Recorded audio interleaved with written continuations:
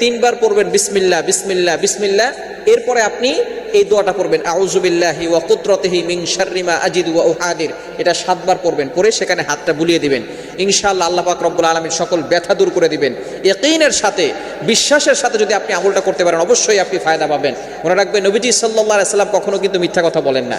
তিনি যে কথাগুলো বলেন এবং তিনি যেটা নিজে ফায়দা পেয়েছেন, সাহাবায়ে কেরামদেরকে করে ফায়দা পেয়েছেন, সেগুলোই কিন্তু আমাদেরকে জানিয়েছেন এবং আল্লাহ পাক রব্বুল আলামিন নবী সাল্লাল্লাহু আলাইহি ওয়াসাল্লামের কাছে এটা ওহীর মাধ্যমে জানিয়ে দিয়েছেন। সুতরাং নবীজি সাল্লাল্লাহু আলাইহি সাল্লামের কথা কখনো মিথ্যা হতে পারেন না। এজন্য অবশ্যই এই আমলটা করলে, একিনের সাথে যদি আপনি করতে পারেন, আপনার ব্যথা দূর হবে। অনেক সময় আমাদের মাথা ব্যথা হয়, হাতে ব্যথা হয়, পায়ে ব্যথা হয়, এই সময় আপনি আমলটা করতে পারেন। মনে রাখবেন, আল্লাহ পাক রব্বুল আলামিন কিন্তু শিফা দিয়েছেন। আল্লাহ পাক রব্বুল আলামিন পবিত্র কোরআনুল কারীমের ভিতরে নিজেই বলে দিয়েছেন, 15 নম্বর পারার 9 নম্বর পৃষ্ঠার 2 নম্বর লাইন, সূরা বনী ইসরাঈলের 82-82 নম্বর আয়াতে আল্লাহ তাআলা বলছেন, ওয়া নুনাজ্জিলু মিনাল কুরআন মা হুয়া শিফাউ ওয়া রাহমাতুল লিল মুমিনিন। আমি আল্লাহ তাআলা এই কোরআনটা মুমিনদের জন্য রহমত হিসেবে, শেফা হিসেবে নাজিল করে দিয়েছে। বলেন সুবহানাল্লাহ। এই কোরআনটার ভিতরে আল্লাহ পাক রব্বুল আলামিন শেফা দিয়েছেন। আপনি এই দোয়ার আমলটা করবেন, পাশাপাশি আপনি সূরা ফাতিহার আমলটাও করতে পারেন।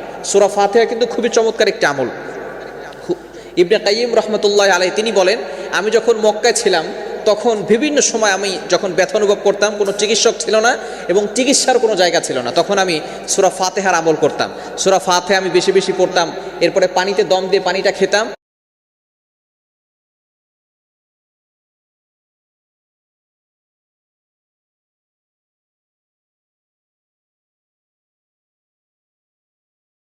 আমি সেটা অনুভব করতে পারতাম এবং আমার ভিতরে প্রভাব পড়তো যে সূরা ফাতিহা আল্লাহ পাক রব্বুল আলামিনের উসিলায়, আল্লাহ পাক রব্বুল আলামিন সূরা ফাতিহার উসিলায় আমাকে শিফা দান করে দিচ্ছেন। এজন্য অবশ্যই এই কোরআনের ভিতরে শিফা রয়েছে, দোয়ার ভিতরে শিফা রয়েছে।